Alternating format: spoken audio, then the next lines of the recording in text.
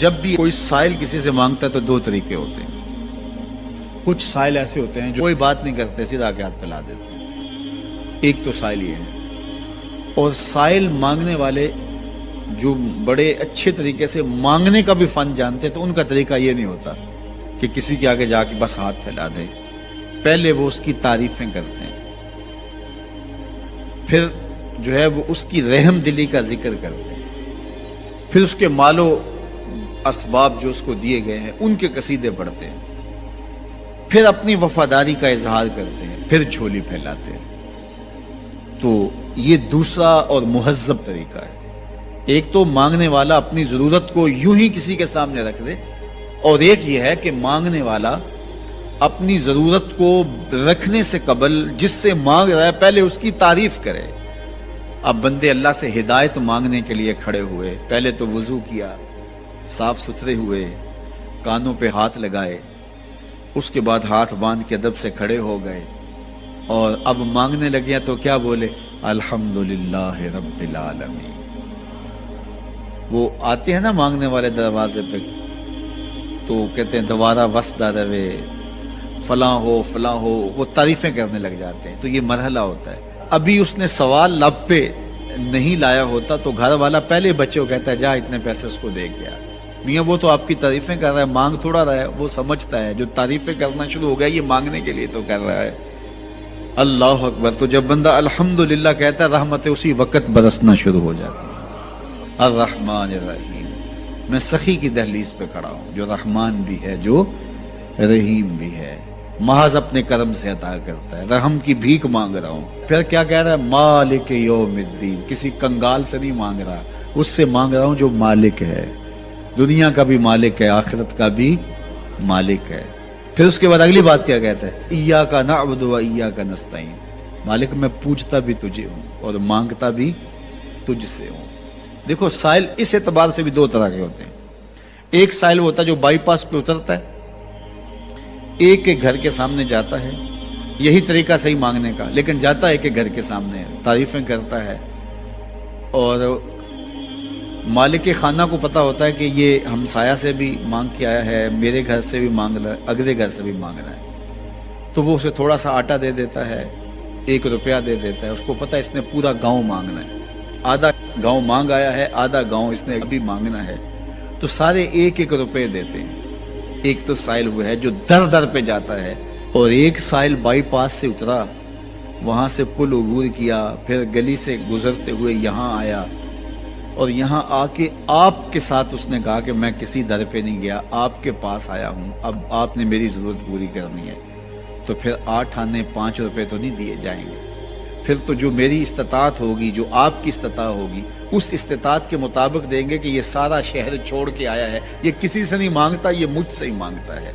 تو پھر آپ اس کی ضرورت پوری کریں گے. اگر آپ کے بس میں ہوا تو مانگنے والا کیا کہہ رہا ہے؟ ایاک نعبد. یہ پیشانی کہیں اور نہیں جھکتی، وایاک نستعین. یہ جھولی کسی اور چوکھٹ پہ پھیلتی نہیں. وہ کریم، وہ مالک رب جو تمام جہانوں کا رب ہے، میں اس کی دہلیز پہ کھڑا ہوں اور آیا سیدھا اسی کی دہلیز پہ ہوں. نہ اس سے پہلے کسی در پہ گیا ہوں، نہ اس کے بعد کسی در پہ جانا ہے. تو پھر مالک بھی کرم نوازیاں اور رحمتیں اس کی جھولی میں ڈال دیتا ہے. اب اتنی لمبی تمہید باندھنے کے باوجود مانگا کیا؟ ذرا غور کیجئے. یہ وہ ہے جو ہم ہر روز ہر نماز کی ہر رکعت میں مانگتے ہیں، اور مانگنے کا طریقہ کتنا خوبصورت ہے. اور مانگنے والے یوں ہی مانگا کرتے ہیں. پہلے جس سے مانگنا اس کی تعریفیں کرتے ہیں. آپ نے مانگنے والوں کو دیکھا جو سلیقے سے مانگتے ہیں، تیرے بچے وسدے رہیں، تیری جد آباد رہے، تیرا خاندان آباد رہے. وہ مانگتے ہیں اس طرح، پہلے تعریفیں کرتے ہیں، پھر کہتے ہیں تیری فیکٹریاں چلتی رہیں، تیرے جو ہے تیری جائیداد بڑھتی رہے. تو وہ اس کے خزانوں کا ذکر کرتے ہیں، اور پھر کہتے ہیں کہ یہ فقیر نمانہ تیری چوکھٹ پہ آیا ہے، اس کی ضرورتیں تو پوری کر دے. اب بندہ بھی اللہ کے حضور جب حاضر ہوتا ہے تو مانگنے کا سلیقہ کیا ہے؟ سب سے پہلے کہتا ہے الحمدللہ رب العالمین.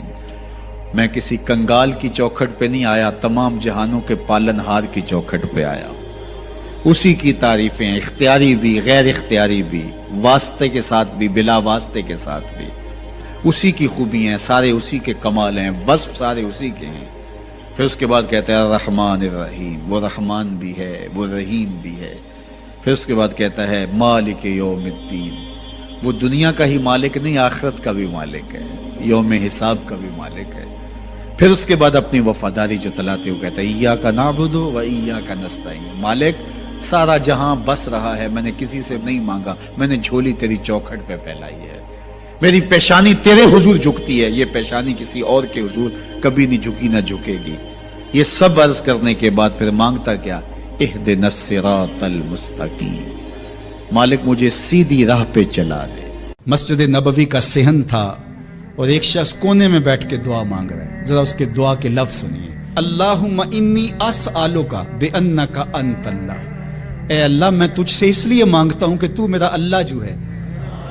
ذرا غور کیجئے، میرے والد گرامی فرماتے تھے اگر بیٹا باپ سے کہے کہ ابا جی میں آپ سے اس لیے مانگ رہا ہوں کہ آپ میرے ابو جو ہیں، تو باپ کو اپنا وجود بیچ کے بھی دینا پڑا تو اس کی ڈیمانڈ پوری کرے گا، کہ اس نے لفظ ہی ایسا کہہ دیا کہ ابو میں آپ سے اس لیے مانگ رہا ہوں کہ آپ میرے ابو جو ہیں، تو میں نے آپ سے ہی مانگنا ہے۔ تو بندہ کیا کہہ رہا ہے؟ اللہم انی اسألک بانک انت اللہ، اللہ میں تجھ سے اس لیے مانگ رہا ہوں کہ تو میرا اللہ جو ہے، لا الہ الا انت، تیرے علاوہ کوئی ہے بھی تو نہیں، انت الاحد الصمد الذی لم یلد ولم یولد، تو ایک ہی ہے، واحد ہے، اور کوئی ہے ہی نہیں جس در پہ جاؤں، کوئی چوکھٹ نہیں ہے جہاں دامن پساروں، کوئی دہلیز ہی نہیں ہے جہاں جھولی پھیلاؤں، تو بے نیاز ہے، اور تجھے نہ کسی نے جنم دیا اور نہ تو نے کسی کو جنم دیا۔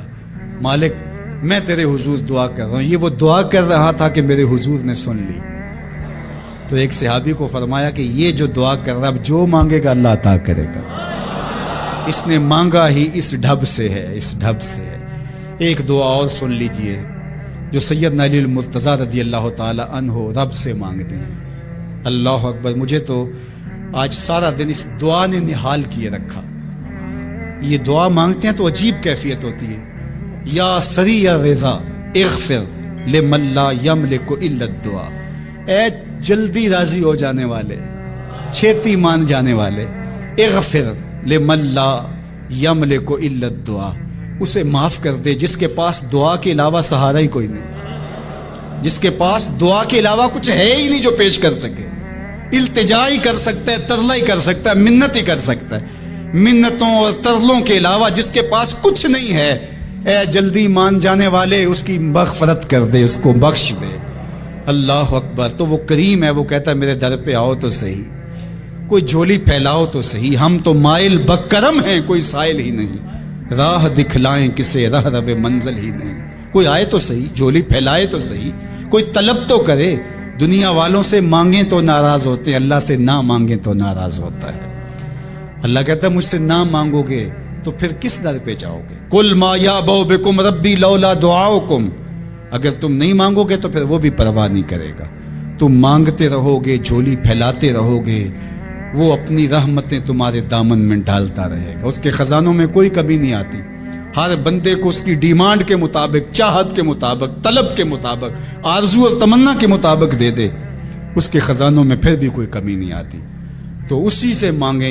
اللہ سے راز و نیاز کی باتیں، جو باتیں بندہ کسی سے نہیں کر سکتا وہ اپنے رب سے ڈائریکٹ کرتا ہے، اپنے دل کے سارے دکھڑے اپنے رب کی دہلیز پہ رکھتا ہے اور اپنی ساری ضرورتیں مالک کی چوکھٹ پہ رکھ دیتا ہے۔